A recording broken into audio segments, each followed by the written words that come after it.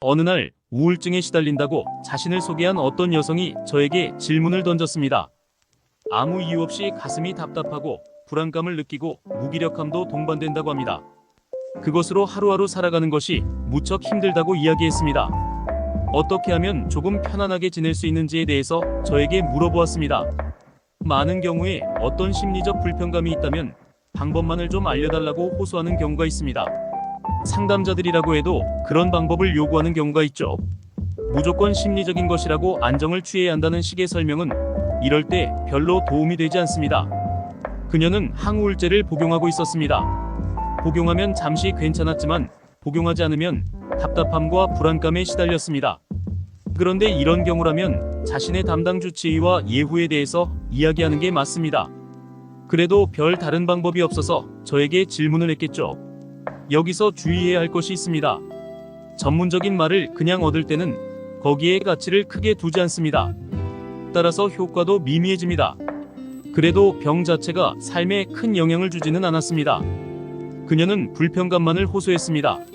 이런저런 이야기를 나누다가 갑자기 연애 이야기를 하는 겁니다.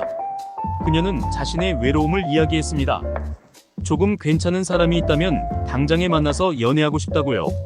나는 그것이 큰 도움이 될 것으로 이야기해 주었습니다만 그래도 약간 깨름칙한 느낌이 있었습니다. 프로이트의 사례 중 특이한 것이 있습니다. 불안신경증에 시달리는 부인의 사례인데 상황이 굉장히 교묘했습니다.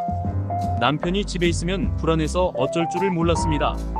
그런데 남편이 외지 출장만 나가면 불안증이 사라지는 겁니다. 불안이 어떤 식으로 일어나는지 프로이트는 그 부인과 남편의 부부 생활을 통해서 추론을 하죠. 임신을 하고 있을 때는 불안신경증이 일어나지 않았습니다. 그런데 출산하고 좀 지나면 다시 불안신경증이 시작이 되었고요. 이때 알게 된 사실이 남편이 잠자리를 거의 하려 하지 않았던 것이었습니다. 그 부인의 불안신경증은 남편이 같이 잠자리를 해주길 바라는 기대감에서부터 비롯된 것이었습니다.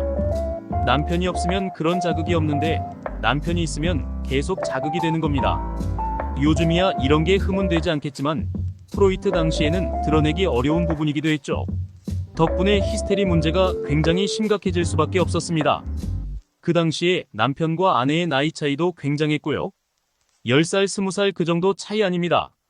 히스테리 연구의 에미 부인 같은 경우는 남편과 40살 차이가 났었고요. 그러니 남자도 힘이 딸렸죠. 여담을 조금 한다면 미국에서 정신분석이 태동하던 때에 분석가가 내담자의 성관계를 집요하게 추적했다는 비판을 접할 수 있습니다. 불안과 관련되는 여러 가지 문제가 있지만 그중 성 문제에 지나치게 몰두했기 때문입니다. 신체가 쇠약해서 발생하는 불안도 있는데 말이죠.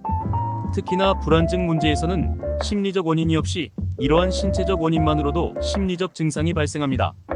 이렇게 본다면 대화하던 여성은 우울증이 아닐 가능성이 더 높을 겁니다. 그녀와 대화로 돌아가 보죠. 저는 그녀에게 질문을 던졌습니다. 왜 약을 드세요? 우울증 때문에요. 무엇 때문에 우울하신가요? 모르겠어요. 혹시 우울증이 심해질 때 주변에서 커플들이 생기지 않았나요? 많이 생겼어요. 우울증 약을 끊고도 괜찮을 때는 주변에 커플이 생기는 일은 없었을 것 같아요. 맞아요. 그녀는 저에게 우울증 약물이 별 효과가 없다고 이야기했습니다. 우울증 약보다 즐거운 생활을 하는 것이 더 큰 도움이 될 겁니다. 젊은 여성에겐 연애할 기회가 있고 좋아한다고 고백해오는 남자들도 있을 겁니다. 자연스러운 것이니까요. 저는 차라리 남자친구를 만나볼 것을 권했습니다. 그녀 역시도 괜찮은 사람이 다가와서 연애를 할까 말까 고민하던 중이었습니다. 사랑이 시작된다면 약을 끊어도 상관이 없을 겁니다. 실제 그런 케이스들이 꽤 있으니까요. 그녀는 내 의견에 동감하면서 그 남자와 약속을 잡았습니다. 이제 남은 건 그녀의 몫입니다. 어떤 결과가 등장할지 저도 많이 궁금했죠. 얼마 후 그녀와 다시 이야기를 하게 되었습니다. 연애를 하고 싶다던 소망은 온데간데였고 항우울제만 먹고 있었습니다. 대체 왜 그런 약만 먹었을까요? 여기에 대해서 이런 말을 할 수 있을 겁니다. 그녀는 다른 사람보다 자기 자신에 대한 사랑이 중요하다고요. 신경증을 자기 자신과 사랑에 빠지는 것으로 비유하기도 합니다. 나르시시즘 아닙니다. 자기 사랑을 유지하기 위해서는 대상에 대한 관심을 떨어뜨려야 합니다. 항우울제는 그런 작용을 해주었죠. 따라서 약만 먹으면서 지낼 수 있었던 겁니다. 그녀가 느낀 불편감은 약 기운을 이겨내려는 사랑에 대한 강렬한 충동이었다고 볼 수 있습니다. 기회가 있지만 연애하지 않아도 되는 조건을 만들어 놓는다면 연애를 하지 않아도 괜찮습니다. 그녀의 우울이 심해질 때 주변에서 다들 연애를 하면 본인도 연애하고 싶었을 겁니다. 그런데 연애보다 약을 선택해서 병리적인 만족만을 추구했던 겁니다.